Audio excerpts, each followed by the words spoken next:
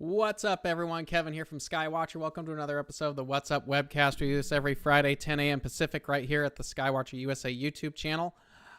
We cover everything from what's up in the nighttime sky to equipment to helpful tips and tricks. And, of course, at the end of the month, we have a special guest on to talk about their specialty in the field of astronomy. Now, it is October 4th, 2024, so we're covering what's up in the night skies of October. Because the year has already flown by and we're now in October. So it's crazy. Once again, when we do these webcasts, it's really kind of crazy to see how fast the year goes by because we actually schedule a lot of these, months in advance. So, it doesn't seem like it's that far out and then it happens and then poof, the year's over. So we fly through these things quite a bit. All right, so we're checking out what's up in the night skies for October this month. And if you like what you see here, please go ahead and subscribe, leave a like on a video. If you have an idea for a future episode, email us at info@skywatchusa.com and title it What's Up. We are not far from a brand new year, so if you have something that you'd like us to cover, please shoot your idea over to us because we are going to start looking at topics for 2025. I think 2024's schedule is pretty much solidified. We're working on the last few special guests, but yeah, so that works. If you want to stay up to date, you can head over to skywatchusa.com, hit subscribe and save up at the top. You can join our mailing list that keeps you up to date with any sales that are going on, the weekly What's Up Webcast episode, and a bunch of other stuff that we do. So head over there. You can check all that out, and you can join up and stay involved in what's going on all things Skywatcher. You can also head over to skywatcher.threadless.com and pick up some cool swag. I actually need to do that. I need to get some Skywatcher t-shirts. But we've got a bunch of cool stuff over there, so head over there, grab something cool. We do have a lot of our mounts on sale this month for the entire month of October. So if you've been eyeing one of our equatorials, no, the wave mounts are not on sale yet if you've been waiting. But the rest of our mounts are pretty much on sale. So if you want to grab something cool, now is the time to do it. We've got a bunch of stuff in stock, including our very, very popular EQ6R, which is $1,700, pretty good price there. Or if you need a big old mount like the EQ8R, that's actually what we use for testing our products is EQ8Rs. They are very, very nice mounts. So you can head over there and check it out and go from there. All right. So also real quick, thank you for everyone last week who kind of sat in and hung out with us with Star Arizona and also was patient due to the audio issues. We definitely appreciate it. Doing this webcast takes quite a bit of work and effort and machinery. The computer that we actually run all this on, there's a lot going on with it. It's not just the computer. It's a lot like astrophotography, though. There's a lot of things that have to work. We've got 3 monitors here to monitor everything. We've got cameras. We've got mics. We have camera switching board. We have our audio box, and then there's the whole computer and all the software that's actually running. So, knock on wood, it is a wonder why this moves so smoothly over the years. But thank you for being patient and understanding. We try to make sure everything is very smooth, so when you're watching, you get to enjoy it and there's no problems. But, of course, anything technology-related, stuff happens. And, of course, last week it happened to be what seemed the USB. And if you're an astrophotographer, you are very aware that most of your problems originate from the USB. So it's no different here. But thank you. And thank you for hanging out with us every Friday. We definitely appreciate whether you watch it live or you watch it later. We wouldn't be able to do any of this without you guys. And I never actually thought it would go this long. But we have a good time here. We look forward to it every week. We get to hang out with you guys. It's kind of like just hanging out with friends at a star party. So definitely appreciate you guys hanging out and all your input and questions. It makes it fun. All right. So let's talk about the moon, that big bright thing in the sky that prevents us from seeing those faint, cool things. Okay, so new moon is October 17th. That's coming around the corner. Wait a minute. Did I mess something up here? That doesn't seem right. Hold on just a second. New moon for October. That's probably not right. I think I was doing something else. It's probably about the full moon. Yeah. So, yeah, please avoid that. New moon was October 2nd. I don't know what was going on with that yesterday. Anyway, let's peruse through this really quick. Anyway, don't watch that date. New moon is past. Anyway, for the month of October, your dark sky weekend is actually this weekend. Although you can catch one at the very end of the month there. So we might get close to it. The very first weekend of November is also a dark sky weekend. Anyway, let's get out of that because that's embarrassing. There we go. Full moon, October 17th. That's what much better there because it's rather dark. Yeah, it's not always the USB cable. Thanks, team. So, so full moon is October 17th. It is the hunter's moon. This is usually the season that hunters would go out and try to hunt. All the animals are all plump from eating all summer. And now we need to start preparing for winter since we are technically in autumn. So, yeah. Oh, there's a good question. The question is, any filters you recommend for viewing the moon? I personally just like using a polarizer. An adjustable polarizer is perfectly fine for me. I like the fact that I can adjust the brightness. Now, there are also ND filters that people use. You could use whatever you want, but I personally just prefer a polarizer. It's one filter that does everything that I need for it. I don't like having a big collection of ND filters. I already have enough filters in the cases, nebula filters and stuff like that. And I don't view the moon as much as I probably should. But I like to keep my setups pretty streamlined. I don't like a lot of overlap, and because it's just extra money that's kind of been spent and not getting used. When I have an eyepiece case, I look at it a lot like a toolbox. You got a hammer, a screwdriver, Phillips, flathead. You have tools to do certain jobs, and I don't like to have a lot of clutter. This is just me talking personally. So when viewing the moon, I usually find a polarizer, whether 1.25" or 2" depends on your eyepiece set. What I like to do is go all 2" filters.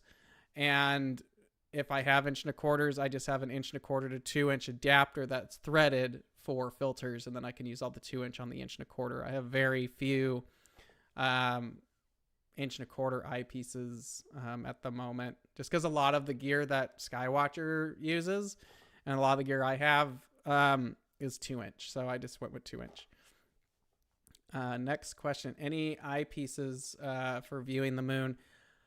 So I've been caught up in the whole eyepiece thing for a while as well. I'm sure many of you are always seeing the next best thing that comes out. Should I get an Explore Scientific? Should I get a Pentax? Should I get a Teleview? Should I whatever? There's so much stuff out there. It's hard not to get overwhelmed by a lot of it and feel like maybe you have to collect a lot of this stuff. We all fall into that rut. If you have a moment, there's a video that was done by Woodland Hills Camera with Daniel Mounsey and a gentleman by the name of Don Penzak, who is a fantastic, actually Daniel and Don are amazing observers. And they did a whole episode on eyepieces. And for a long time, I was always under the impression that orthos, or orthoscopic eyepieces, because they're very simple designed, very high quality, were the eyepieces that you had to use for the planets and the moon. And I've looked at getting a set. I don't observe those objects enough, and I do a lot of outreach. It just didn't make a lot of sense. They had one comment towards the end of the video that really kind of broke me out of this. I need to have this and I need to have that and I need to spend money on this and that. The best eyepiece is whatever eyepiece is in the telescope at the time. When the seeing conditions snap, whatever eyepiece is in there, and when the view looks good, that is the best eyepiece. And that really kind of spoke to me because, like many of you, there's so many cool things out there to buy and get in your kit. It gets a little overwhelming after a while. And so to answer your question, really any eyepiece is going to be great on the moon. And if you want those amazing views of the moon, it really comes down to knowing your telescope and knowing your seeing conditions. Of course, if you're really hardcore, there are some people that will swear that the ortho eyepieces or a very simple eyepiece is the way to go because you're inching out just that hair bit more of detail, or like the Brandon eyepieces. If you don't want to spend a ton of money, the Brandons, they're a little expensive, but they're very, very nice. But yeah, that quote really kind of radiated for me. And the best eyepiece is whatever telescope is actually, as whatever eyepiece is in the telescope at the time. But if you want my honest opinion, for budget eyepieces, my favorite eyepieces are the Celestron XL LX eyepieces. They are very, very nice. They have a good field of view. I think they're like $80. Maybe they're $100 now. I think they went up in price, but they're not expensive in comparison to the really high dollar stuff. And they have really nice eye relief. And the set goes from 25 to 2.3. Plus there's a 2X and 3X Barlow. I recommend those eyepieces for every beginner if you're looking for something that's not going to break the bank. Above that, I mean, Explore Scientific is very nice, but they've gotten very expensive over the last couple of years. The Botter Hyperions, I hear, are very nice, but I haven't had much chance to use them. Are they the Hyperions? The Botter Hyperions there's another set they came out with. Anyway, I can't remember the new ones. Gosh, now it's going to bug me. But what is it? Botter eyepieces. I can't remember the sets. Okay, the Hyperions have been around for a while. Morpheus, that's what I was thinking about. I haven't used the new Morpheus eyepieces very much, but I've heard very nice things about them. The Botter Hyperions are very, very nice eyepieces, but they fall apart on the faster telescopes. So if you're running like a Schmidt or a MacCass or a longer focal length refractor, the Botter Hyperions are very, very nice eyepieces. I think they're like 68 degree field. But if you're using like a fast Dob or something, probably under f6, the corners tend to fall apart quite a bit on the Hyperions. The Morpheus eyepieces are new. They use more technology. They might be better corrected. Again, haven't had a lot of chances to use them.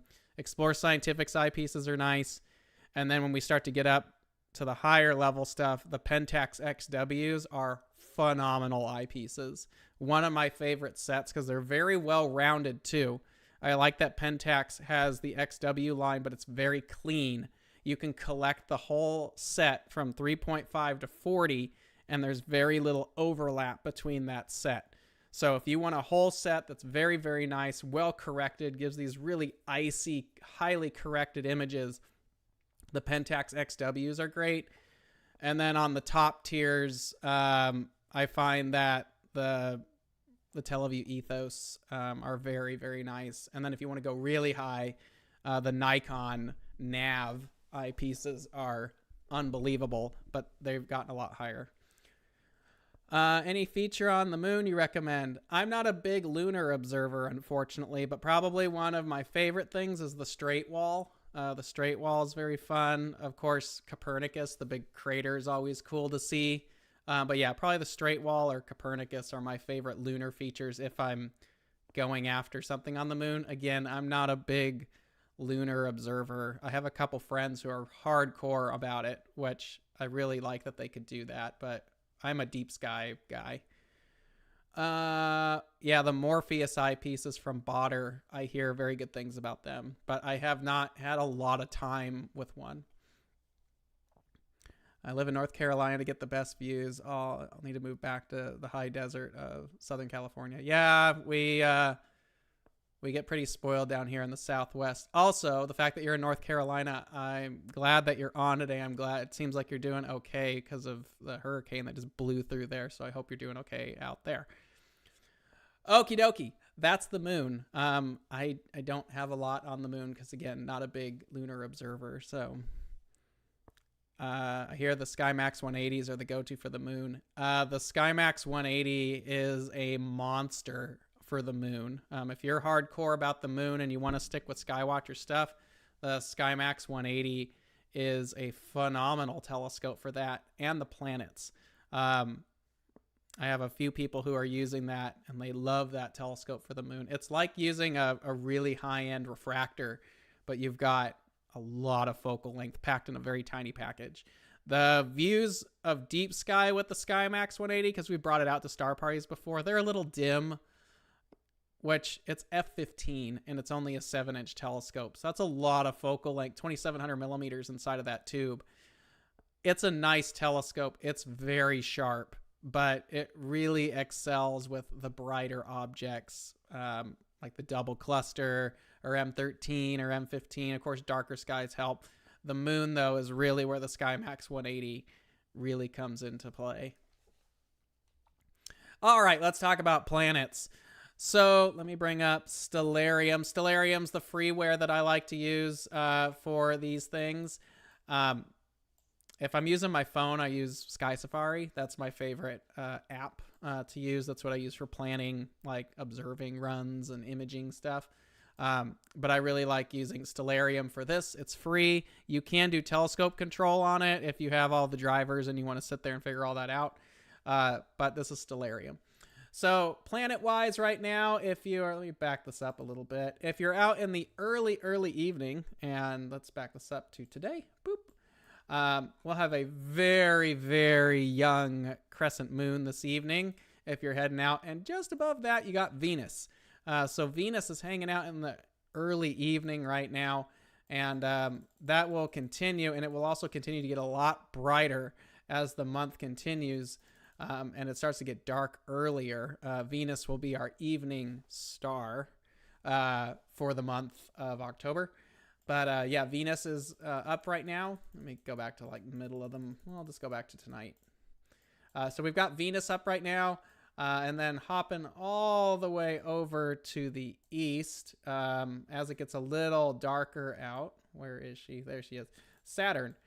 Saturn, if I'm sure many of you have been out viewing lately, Saturn has made its return to the evening sky. I know that's really helpful when you do a lot of outreach events or you're doing anything public. It's nice to have Saturn or Jupiter or the moon up. So Saturn has returned to the evening skies, so you can definitely catch that in the pretty much all night is Saturn is visible. So it sets right about but just before dawn is when Saturn starts to set right now. So it's pretty much visible all night long, which is awesome. So we've got Venus, we've got Saturn, and then as the month continues on, we will slowly get, where's Jupiter? Jupiter's going to pop up by the very end of the month. By about 9 o'clock, Jupiter will be making its rise into the evening sky for early evening, just before 9 o'clock. And then if you're staying up late, just before midnight, we get Mars. So those are your major planets that are up right now. Uranus is also not far from the Pleiades. It's kind of chilling up here. So that's where Uranus is. Uranus is kind of a fun one. I like to show it during events because it's the furthest planet that actually looks like a planet. Even in a small telescope, you can see this little like pale blue bubble, little ball hanging out there. So that's kind of a fun one once you get past all the incredibly annoying Uranus jokes that everyone likes to make. The best way I found to get around the Uranus jokes during outreach is you bring a jar and you say Uranus joke jar, and you got to put $1 in for every time you make a joke. That's how you fund your next telescope purchase, and you'll probably be amazed how fast that actually fills up. No, I'm just kidding. But I have joked about making the Uranus joke jar because after a while, it's just like, never heard that one again. So Let's see. Are the rings edge on? They're really, really close to edge on right now. I heard somewhere, I can't confirm it at the moment, that it goes nearly edge on or almost straight edge on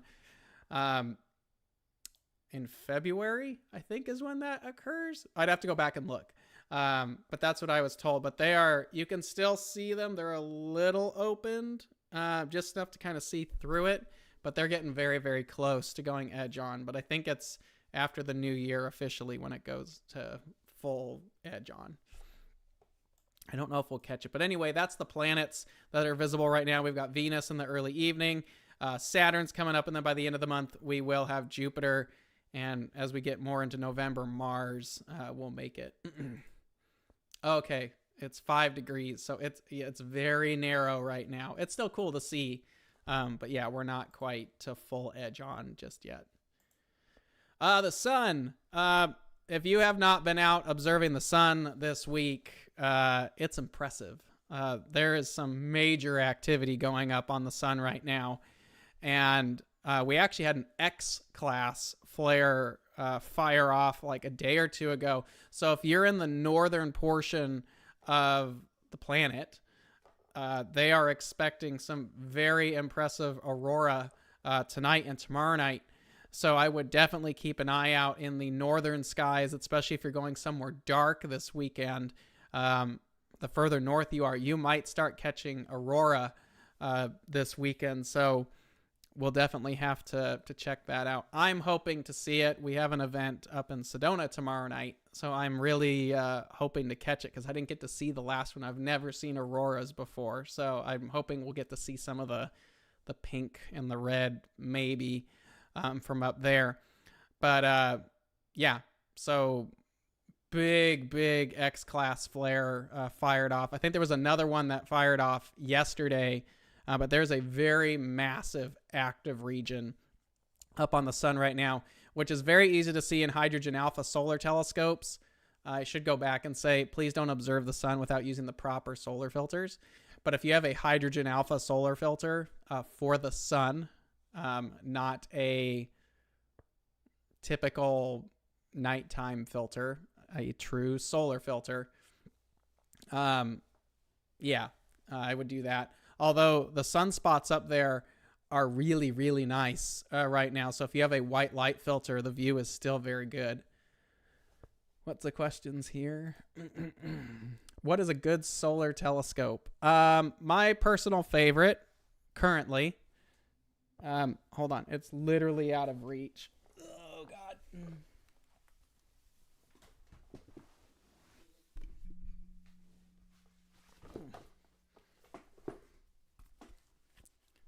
So for convenience, but one of my favorite solar telescopes, I would actually trade the majority of my solar gear for this little guy because it's really, really impressive what this thing does. But this is the Lunt double stack. Here, let's just go to full screen really quick. There we go. This is the Lunt 40, and this is a double stack model. And this is a B600 on the back here. This little thing is amazing. You could get the double stack for it. I highly recommend it because it's really impressive.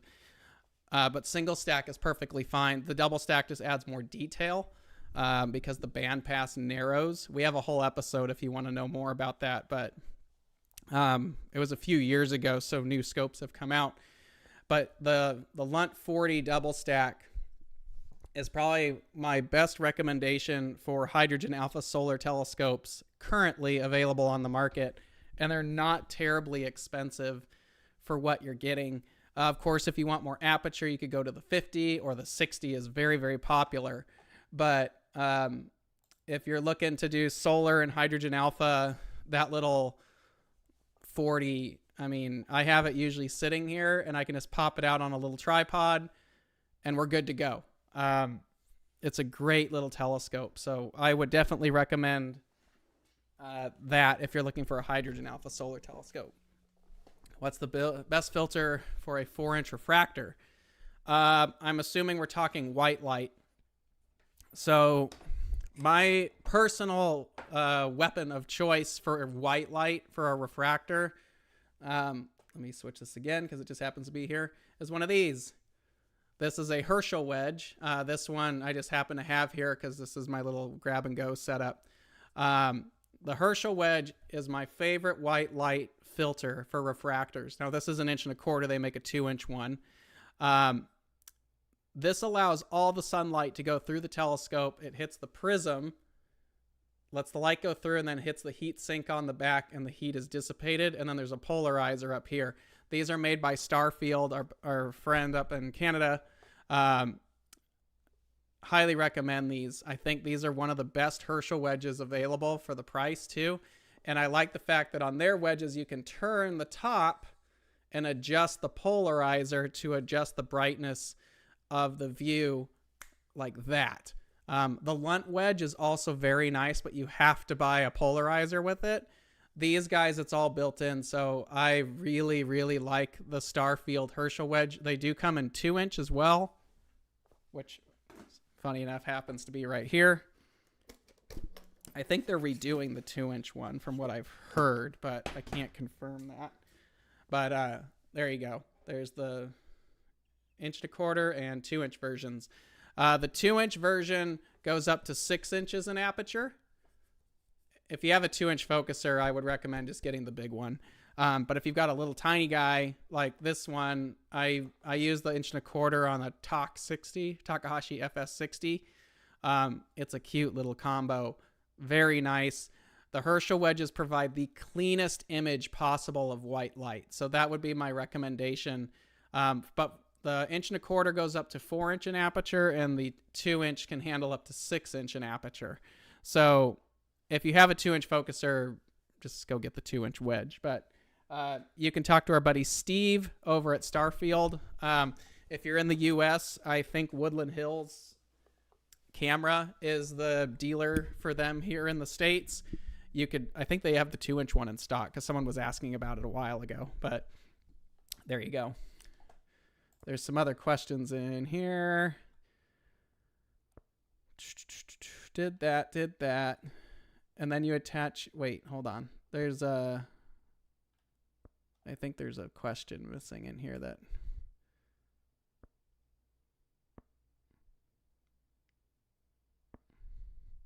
If the time permits, can you talk about double stack? Sure. Double stack literally means there's 2 filters. So there's 2 etalons here. The etalons are the heart of an H-alpha system. There's 1 etalon. There's 2. So double stacking just means you're putting 2 etalons in the system like that. That's double stacking. And when you do 2 etalons, it tightens the bandpass, or tightens the light that is going in there and gives you better contrast on the sun's disk. It does dim prominences, so you either need more aperture. The ideal thing would be a large double stack telescope would be ideal, but that costs more. Or if you want to do a single, that gives you a brighter image of the solar disk, brighter prominences, but the detail on the surface is not as structured. And then you attach your camera where to the eyepiece. If you're doing solar imaging, it's really like any other telescope. You would attach the camera. You obviously take your eyepiece out. Your camera just goes right in the diagonal like it would on most telescopes. But you would treat this like a planetary imaging system. You're trying to take hundreds and hundreds of frames, so you need a camera that shoots really fast. And if you're shooting the solar stuff and hydrogen alpha, you don't need color. You really don't want color. You're going to waste a lot of your signal.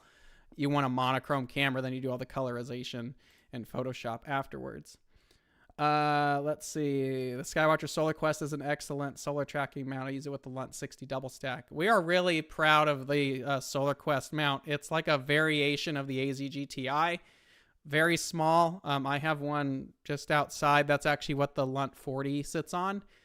You pop it out, press the button, it finds the sun for you and tracks. It's an awesome little combo. And it handles 11 pounds. So you could put up to like a Lunt 80 single stack on it.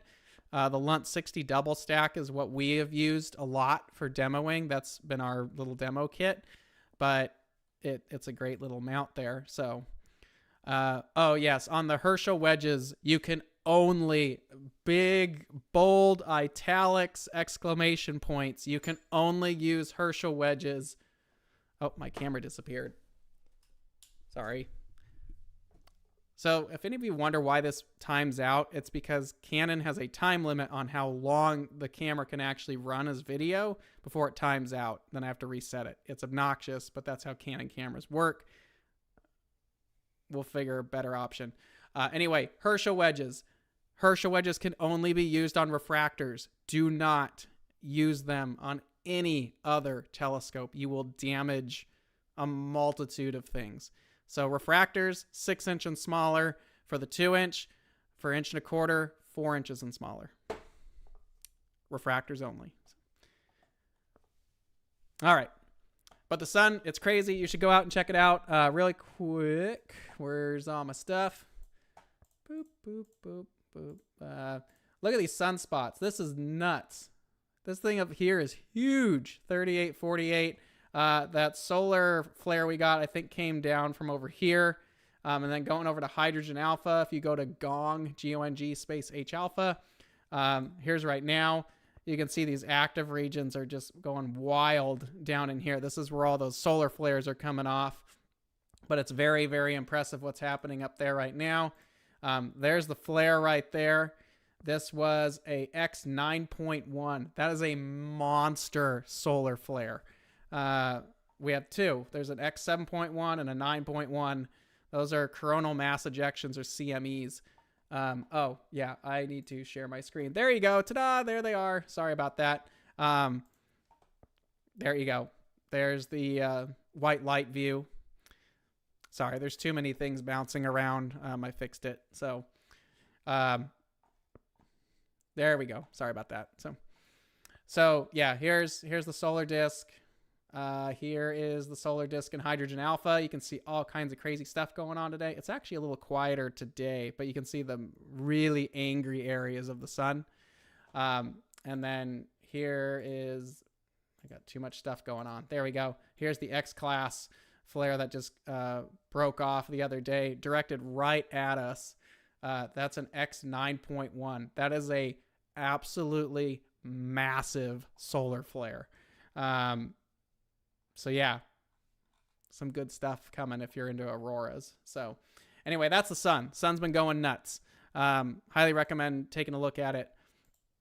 Meteor showers. Let's talk about meteor showers. Now, the big one, of course, happens in August, so that one's pretty much done. The meteor shower that we have this month is the Orionids. It peaks on October 21st and 22nd. However, the moon's going to be about 83% illuminated at that time. So you might lose some of the fainter meteors, but you might get some brighter ones, especially if you're in a darker location. But the Orionids are your meteor shower for this month. Best visible after midnight, especially once the constellation of Orion rises. Comets. It's not like there's any comet going on right now. None of you have heard about a comet going on right now. Actually, I'm sure every time you go somewhere, social media, whatever, everyone is talking about Comet C 2023 A3. I have butchered the name of this thing, so I'm not even going to attempt to try to say its full name. So C 2023 A3.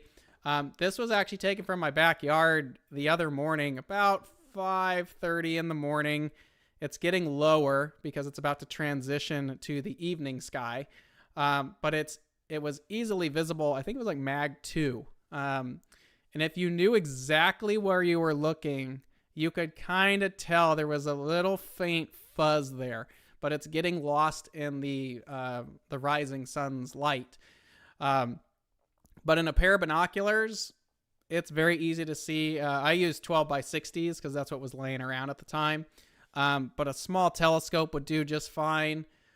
This was taken with a Canon 100 to 400 lens. I think at like 300 millimeters. It's only like 2 seconds exposure too for this. It comes out very easily now. Although I've seen better images with the long tail and stuff, but I just wanted to see it. So that's it. Comet C 2023 A3. It was very impressive to see at the Grand Canyon when it was higher in the sky but further away. You could even see a little tail then. Now it's putting on a much more impressive show. We need to see if it survives its loop around the sun to where it goes into the evening. And the best time to actually see this in the evening sky is between, I think, October 14th and October 20th, I think is what I've seen, about 75 minutes after sunset. Chuchi-shan. Okay.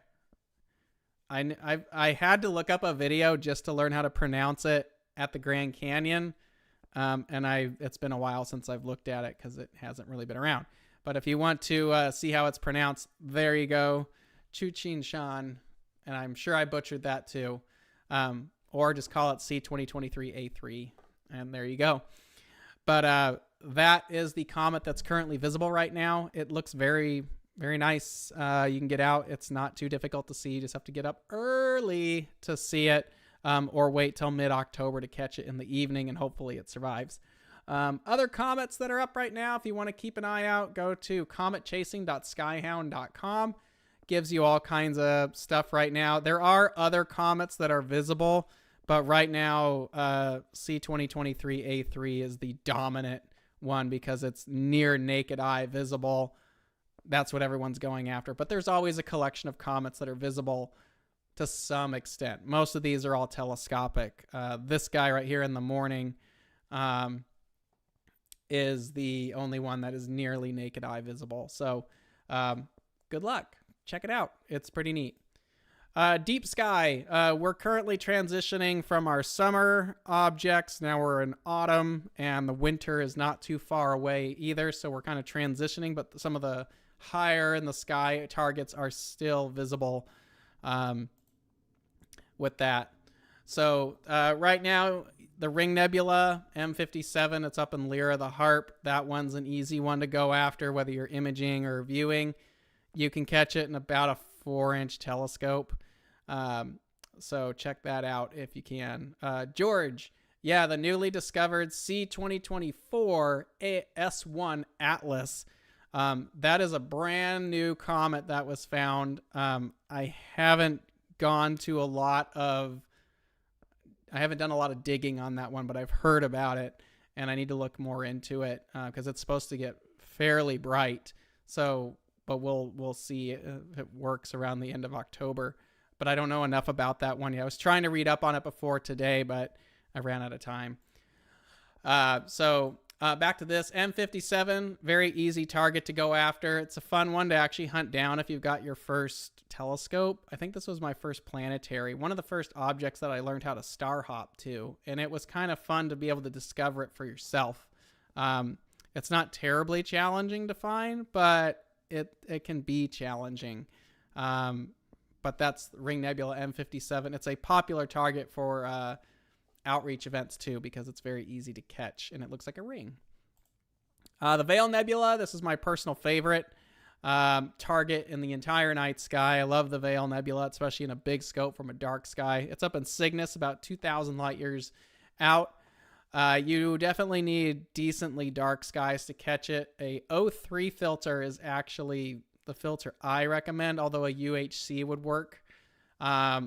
Imaging wise, you can do this in pieces and mosaic like this, or you can get a very short focal length telescope and get the whole thing in there. But it looks like a big pair of parentheses in there, but it's a very good target. It responds well to narrowband, so that's also a good one to go for as well. There's a question in here. What's your favorite go-to target that never fails to wow people? Saturn. Saturn and the moon are usually the whoa targets, especially if you're in town. Now, if I'm going to darker skies, like Grand Canyon Star Party, and we've got the big scopes going out there, we'll usually pick some of the more elusive stuff. But M13 is a good one, especially with the big Dob and a very dark sky. M13 is really impressive. And then the Veil Nebula is pretty cool. And then there's what I call concept targets, which for me are like quasars, things that really don't have a lot of look to them. They just look like a star, but it's the concept of what you're looking at. I find those are really neat for certain people. Another one that's really cool, that's off the beaten path. I usually can only do it at Grand Canyon because it's really low, and it's in the tail of Scorpius, is the Bug Nebula. The Bug Nebula in the Big Daub with the night vision, it looks like the Hubble picture. It's really cool to see it, but it's tiny and it has a lot of little structure in it. That one's really neat. It's just an oddball target to go after, but you're going to need some aperture to back you on that. And then, of course, the Orion Nebula that's always a wow factor as well, because you can see the cloud. Did you ever view the central star in M57? I have viewed the central star in M57. I've seen it in a few different telescopes, but it can be tricky. Even in the big 28-inch telescope, it's tricky because it really comes down to the seeing. But when the seeing supports it, it's really not that hard to get in the right conditions. It's really about the conditions at that point.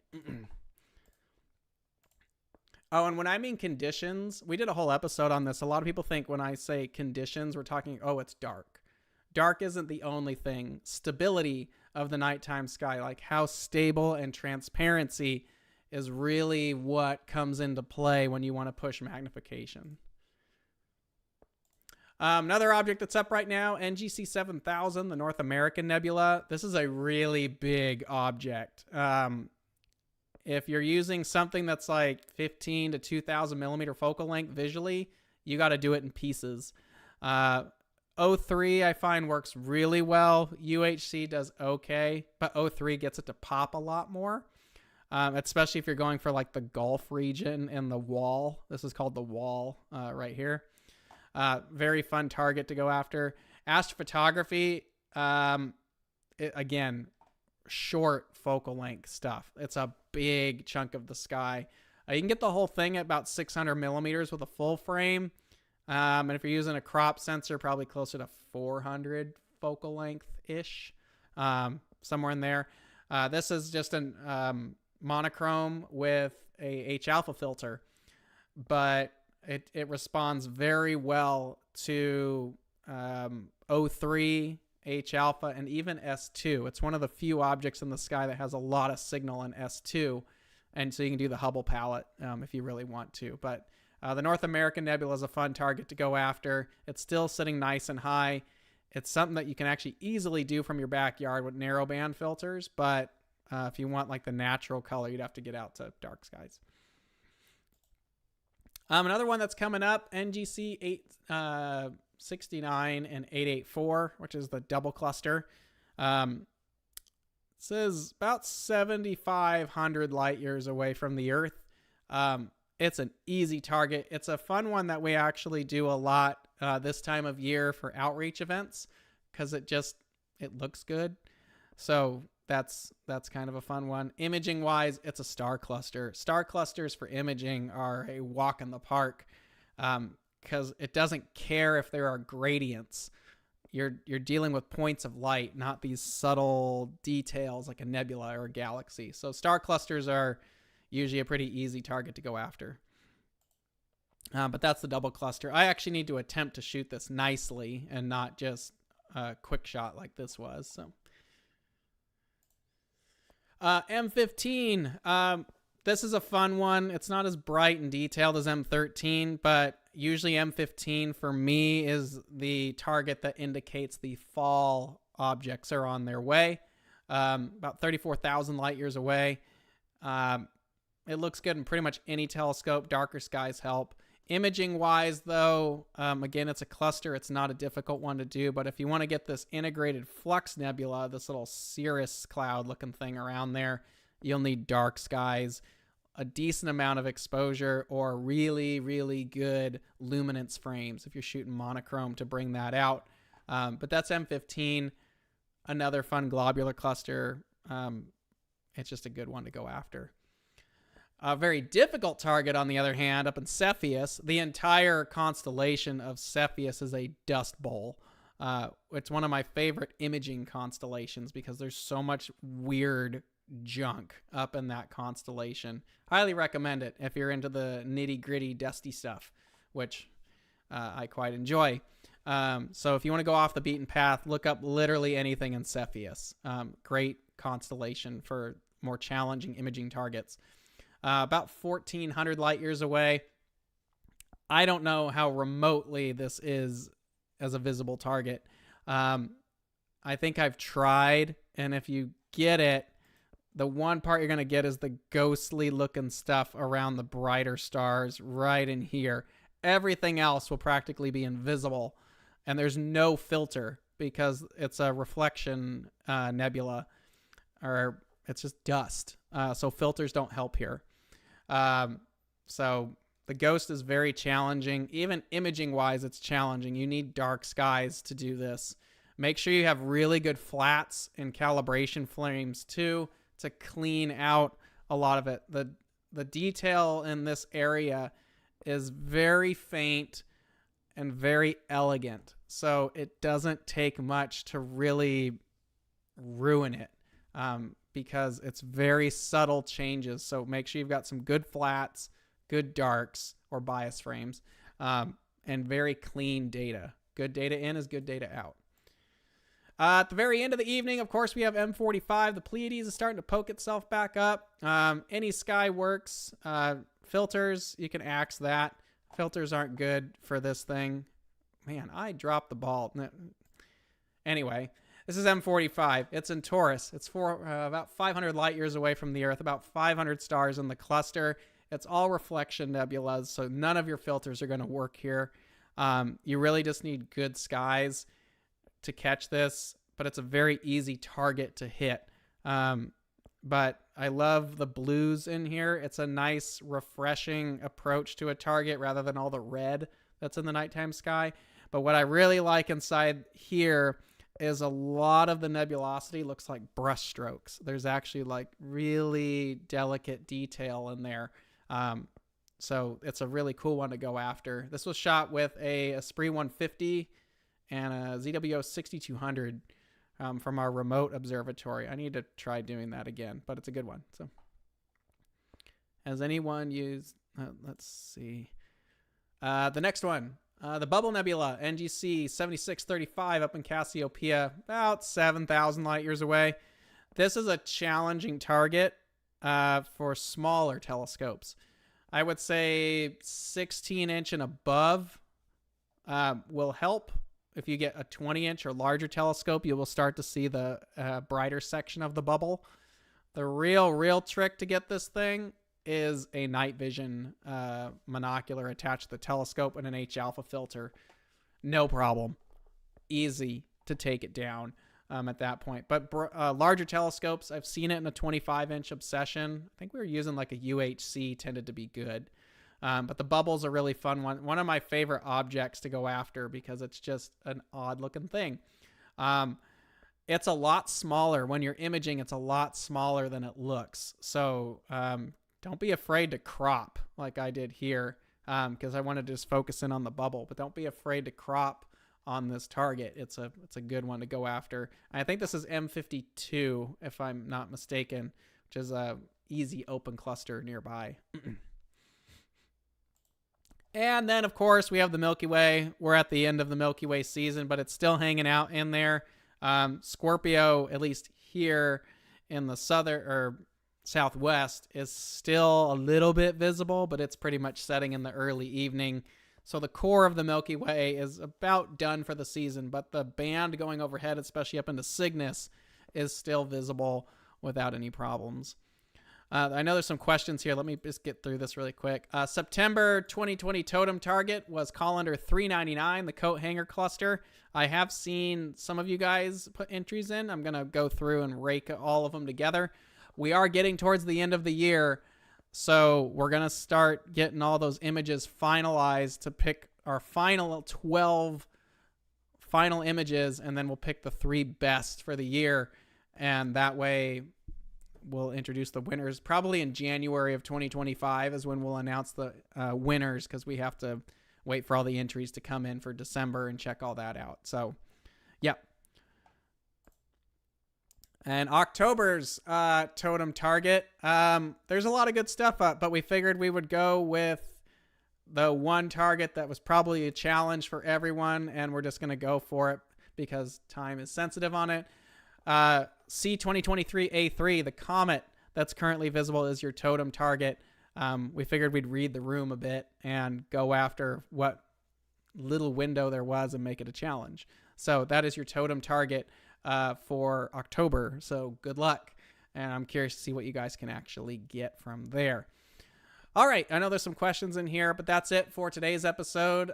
Please go ahead and subscribe. Leave a like on a video. If you have an idea for one, email us at info@skywatchusa.com and let us know what you'd like to see, or if you have any ideas for an episode. But that was pretty much it for October night skies. Next week, we're doing building an observing pad. This is something I did. I'm going to tell you how I went around and built the observing pad that I have. Wasn't able to do an observatory. Thanks, HOA. So we did the next best thing. So we're going to talk about the observing pad and just kind of show you what we went through building it, and things that maybe you could consider if you want to build your own little observing pad. Maybe an observatory just doesn't fit what you want. So we're going to do the observing pad, and I will show you guys what we all did to make that possible. And that's next week's episode. So yeah, that's pretty much it for this week. Now, there's some questions floating around in here. Let me see what's hanging out. Has anyone used the Hyperstar for sky surveys or the largest objects? I'm sure there are. I know there's a number of like satellite or SSA is what space situational awareness. There's a lot of people that have actually been using Hyperstars for that. And what they'll do, they actually use the RASA for that as well. But what they do is they buy a bunch of them, and then they offset them a little bit so they can scan the sky with multiple telescopes. It's called netting. So they slightly overlap each other's frame, and they're able to just go through the sky, taking pictures over and over and over. And with their offset, they're able to kind of scan for various things. That's like a bare bones explanation of that. But yes, there are projects out there doing stuff. The Hyperstar, these fast optics, are very helpful for stuff like that. If you're the folks who made my Star Adventure GTI, do you have any thoughts on the MSM laser they sell for polar alignment? I believe it shines through the polar scope. I've seen the laser pointers online. I have not actually used one personally, but it seems like a good idea. The one thing about the laser pointers is they're only visual, so they'll probably get you close, but you're not dead on. That's where the polar scope or some software actually reading the position is more helpful and more accurate. A laser pointer is only as accurate as who or what is holding it. And just because the laser looks like it's hitting Polaris doesn't mean it's actually on the point. So it's probably a good tool to get you in the neighborhood and pretty close. And for a lot of just wide angle Milky Way photographers, I'm sure it gets you in the neighborhood to where for a wide angle lens, it's fine. But if you're doing longer focal length exposures or longer telephoto lenses, using the polar scope and really dialing it in will probably really make an improvement to your longer exposures images. Did the autumn totem patches go out? I believe so. I would have to check with the team that actually ships them out, but we did provide the list to them. So I'm pretty sure totems for August and August went out. Let's see. What's your preferred way to get the largest fit files for totem? I've had a lot of Google Drives pop up. That seems to be the way to go, is Google Drive seems to work for those sending the big files. I get a lot of that, so that seems to be okay. Any other questions out there? Are we good? here comes another one. Boop. I did get confirmation. The August totem patches have shipped. So keep an eye out for them. They usually come U.S. postal. So I would check there. Do you sell replacement rubber for the eyepiece, Skywatcher eyepieces? I'm assuming you mean the little rubber eye guard. I don't know what support has in stock right now. I would email support@skywatchusa.com and check with Alex to see what our parts team has in stock. I don't know what they currently have available for those. Can you enter RA and deck coordinates in the Skywatcher hand controller? Yes and no. Yes being, yeah, you can put RA and deck in there, but the way you have to do it is there's not like a section, like on the Celestron hand controllers, there is a section where you can just go in and type in RA and deck and go off and do what you want. I wish ours would do that, and I will see if we can do that. But the way you do it in ours currently is you have to go to user objects and then put in the RA and deck in there, and then it will go to the target. So yeah, you can do it, but again, you have to go to user objects, pop it in there, and then go off. Does a photo of 2023 Atlas count for October totem at mag 10? So the rules for totem is you have to shoot the object in the month that the window of the contest is at. So you can't use old data from 2023 to enter it. You have to shoot the target the month that we have it. So that's why we want FITS files and raw files, because we're actually able to check what the data file says. A lot of times we'll be able to just notice that, yeah, that looks correct. But if we're questioning it, we will look at the raw file, and the raw files will tell us all the data of your image. So you need to take it during the month that we do it. Any chance the monthly imaging challenge would be extended to non-US? So right now, Skywatcher North America handles Canada and the United States. Everything outside of that is not our region, and we try to stay within our region because there are other distributors that oversee each region. So we need to be respectful of their customer base and their regions that they are entrusted to handle.